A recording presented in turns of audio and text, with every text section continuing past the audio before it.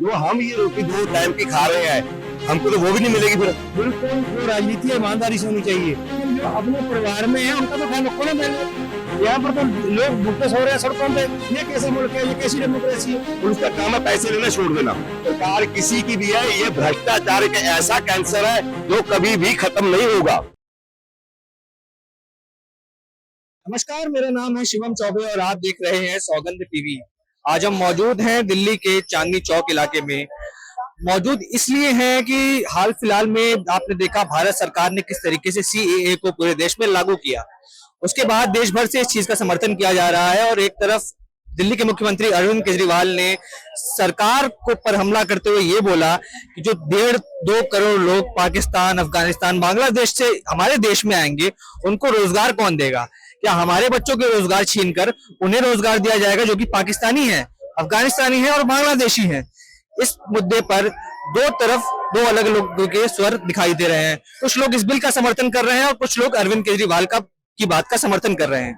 आज हम मौजूद हैं, जनता से पूछेंगे कि आखिर उन्हें क्या लगता है, क्योंकि नेताओं को तो आप सुनते रहते हैं, जनता क्या सोचती है 2024 के चुनावों के पहले। आइए जानते हैं जनता से। सर, अरविंद केजरीवाल ने बयान दिया है कि जो भी लोग पाकिस्तान, अफगानिस्तान, बांग्लादेश से शरणार्थी जो धार्मिक रूप से प्रताड़ित थे, उनको भारत में नागरिकता देने की जब बात होती है तो वो कहते हैं कि जब वहां के लोग यहाँ पर आ जाएंगे, 1.5-2 करोड़ लोग आ जाएंगे, तो जो हमारे बच्चों के रोजगार है वो उनको दिए जाएंगे। किस तरीके से देख रही है सरकार इसको? नहीं, ये बात अरविंद केजरीवाल जी की बिल्कुल सही है, क्योंकि हमारे देश में पहले ही बेरोजगार बहुत हैं और खाने के लिए उनके पास पहले ही अनाज नहीं है। और जो ये 1 करोड़ 1.5 करोड़ जो आएंगे, उनको कौन रोजगार देगा, कहाँ से देगा? और जो हम ये रोटी 2 टाइम की खा रहे हैं, हमको तो वो भी नहीं मिलेगी फिर, वो भी छीनी जाएगी। हम तो पहली सड़क पर आए और सड़क पर आ जाएंगे। इसलिए उन लोगों को जो हिंदुस्तान में नागरिक देने की बात हो रही है, वो ठीक नहीं है। तो आपको क्या लगता है ऐसे लोग जो धार्मिक रूप से प्रताड़ना सह रहे थे, जो हिंदू थे, सिख थे, बौद्ध थे, जैन थे, ईसाई थे, पारसी थे, वो लोग अगर यहाँ पर आ गए हैं अपने धर्म की रक्षा करने, अपने प्राणों की रक्षा करने के लिए, तो उनके साथ क्या करना चाहिए फिर? देखिए, जो पहले जहां पर थे उनसे वहां तो रक्षा हुई नहीं, अब यहाँ आकर क्या रक्षा करेंगे? जो यहाँ पर रक्षा करने वाले हैं उनसे रक्षा नहीं हो रही, वो आदमी आकर क्या करेंगे? वो तो पहले भूखे हैं, नागरिकता उनके पास नहीं है, घर उनके पास नहीं है, नौकरी उनके पास नहीं है, वो किसकी रक्षा करेंगे? पर पिछली सरकारों ने भी, यहाँ तक कि महात्मा गांधी ने भी वादा किया था कि अगर आगे चलकर कभी भी हमारे वहां पे माइनॉरिटीज को दिक्कत होती है तो हम उन्हें नागरिकता देंगे। तो क्या महात्मा गांधी के इस वचन को भी भारत सरकार अगर पूरा करना चाह रही तो ये गलत है? ये बिल्कुल गलत है। ये तो देखो, महात्मा गांधी कब उन्होंने बात की थी और आज क्यों याद आई है? हर चीज आज जो याद आ रही है, राम मंदिर बनाया है और ये नागरिकता की बात आई है, और जो भी नई नई बात आ रही है, अरविंद केजरीवाल को एनआईए का बार बार नोटिस दिया जा रहा है। ये सारा ही एक राजनीतिक स्टंट है और इलेक्शन आ गया, कुछ नहीं होगा भाई इससे। इलेक्शन आ गया, इलेक्शन के कारण ये वोट बैंक है। नागरिकता देने के लिए वोट बैंक, राम मंदिर बनाया गया वोट बैंक, और जो भी बात हो रही है सारी वोट बैंक का है। पहले क्यों नहीं हुई, आज क्यों? जैसे जिस तरह अंकल ने बताया कि ये सिर्फ वोट बैंक की राजनीति है, क्योंकि चुनावों के कुछ टाइम बचे थे, उस समय ये ऐलान कर दिया तो हिंदू वोट को खींचने के लिए। और अरविंद केजरीवाल जी ने भी ये बात कही कि जिन लोगों को ये नागरिकता दे रहे हैं उनको अपना वोट बैंक बना के इस्तेमाल करेंगे। ये बिल्कुल बिल्कुल सही है भाई, ऐसा ही है। ये देखो, पता क्या है, जो पॉलिटिकल में जो ये चल रहा है ना इंडिया में, मैं पहली बार देख रहा हूँ, धर्म को इसमें लाने की लोड़ नहीं है।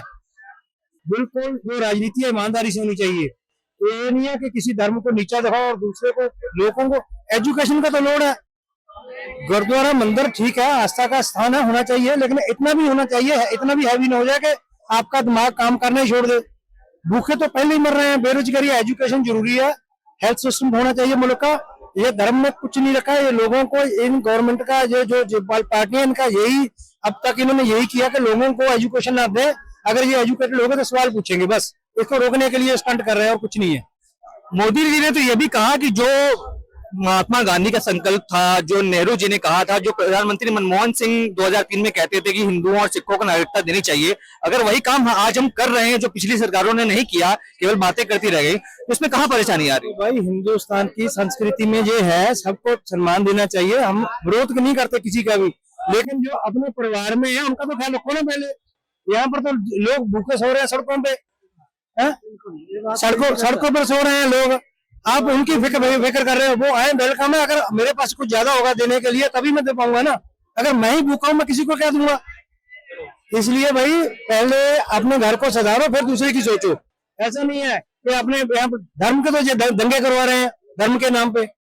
ये कैसा मुल्क है, ये कैसी डेमोक्रेसी है। तो ये भी कहा जा रहा है कि सीएए आने के बाद एनआरसी आएगा जिसमें रोहिंग्या मुसलमान और जो भी गैर तरीके से भारत में रह बसे हुए हैं उनको बाहर निकालने की बारी होगी। भाई कोई किसी को नहीं निकालेगा, कुछ नहीं होगा। ये वोटों का ड्रामा है एक बस। ये अभी 2-3 महीने चलेगा, उसके बाद फिर हवाबाई हो जाएगी। 2019 में भी ये मुद्दा उठा था जब 11 दिसंबर को 2019 में ही सीएए लोकसभा में पारित हुआ था। उसके बाद से लेकर अब ये जाके कानून पारित हो रहा है कि आपको लग रहा है राजनीति छुपी हुई है इस विषय में? भाई राजनीति के स्टंट हैं जी। आप ये देखो अभी हिंदुस्तान में सुप्रीम कोर्ट, हाई कोर्ट के जजेस को इंटरफेयर करना पड़ रहा है पॉलिटिकल में। आपको पता है ना, जब किसी कंट्री में ऐसी नौबत आ जाए समझो ये दिन ठीक नहीं आने वाले। खतरे के लिए खतरे की घंटी है ये। अपने संविधान को खतरा है, पूरा खतरा है, पूरा खतरा संविधान को।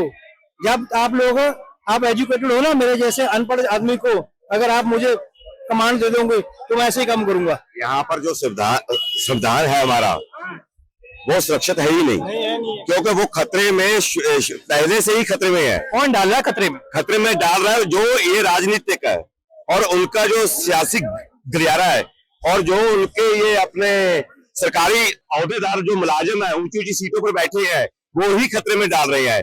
आप देखिए एक विदेश ट्रैवल एजेंट है, जाली ट्रैवल एजेंट बने हुए हैं जो लोगों से लाखों रुपए ले रहे हैं और मानवीय तस्करी के उनके ऊपर केस डाले हुए हैं। कोई भी आदमी अभी तक उनसे गिरफ्तार नहीं हुआ और जो जिसको गिरफ्तार करने जाते हैं पैसे दो वो पार है। और आगे बात रह गई रोजगार की, और जो बैठे किसी के पास रोजगार नहीं है। बहुत ही आदमी अपना प्राइवेट काम कर रहे हैं, दिहाड़ी कर रहे हैं, सड़कों पर सो रहे हैं और एक बच्चे को स्कूल में पढ़ाने के लिए माँ बाप के पास पैसे नहीं है। अगर 1 महीने की फीस नहीं दी गई तो स्कूल वाले बच्चे को स्कूल से बाहर निकाल देते हैं और हॉस्पिटल में दवाई लेने जाते हैं। अगर उन्हें दवाई पर्ची लिख देंगे बाहर से ले लो, बाहर से जो पर्ची लिखी गई है वो डॉक्टरों का बाहर मेडिकल स्टोर वालों के साथ कमीशन है। और पुलिस स्टेशन में जाओ इंसाफ लेने के लिए तो तुम्हें इंसाफ नहीं मिलेगा। मैं judicial human right council state Punjab का चेयरमैन हूँ और आज भी मैं यहाँ सीबीआई दफ्तर में आया था। क्यों आया था? वही ट्रैवल एजेंटों के खिलाफ इतने केस सीबीआई के पास पड़े हैं। स्पेशल उन्होंने हमें बुलाया, हमें बताइए। आज उनको वो सारे डिटेल बताकर गए हम भी ये आदमी यहाँ पर बैठे हैं, उठाओ इन्हें। क्यों नहीं उठा रहे? पुलिस का काम है पैसे लेना छोड़ देना। भ्रष्टाचार का मुद्दा क्या है? भ्रष्टाचार पूरे जोरों पर है, चाहे सरकार कांग्रेस की आ जाए, चाहे बीजेपी की है, चाहे आम आदमी पार्टी की है, सरकार किसी की भी है। ये भ्रष्टाचार एक ऐसा कैंसर है जो कभी भी खत्म नहीं होगा। इसको खत्म करने के लिए इसका एक अंग काटना ही पड़ेगा। अगर बाजू में कैंसर है तो बाजू काटना ही पड़ेगा। जब तक उसको काटोगे नहीं ये कैंसर खत्म नहीं होगा। कौन काटने का काम करेगा भ्रष्टाचार के?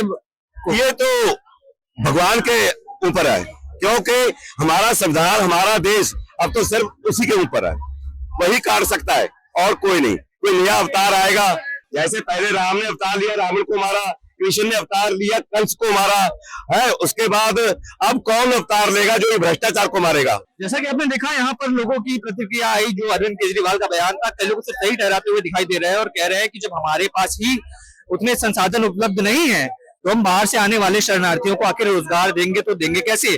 और भी हमारी खबरों के लिए बने रहिए हमारे साथ सौगंध टीवी। धन्यवाद। आप देख रहे हैं सौगंध टीवी, सौगंध वतन की।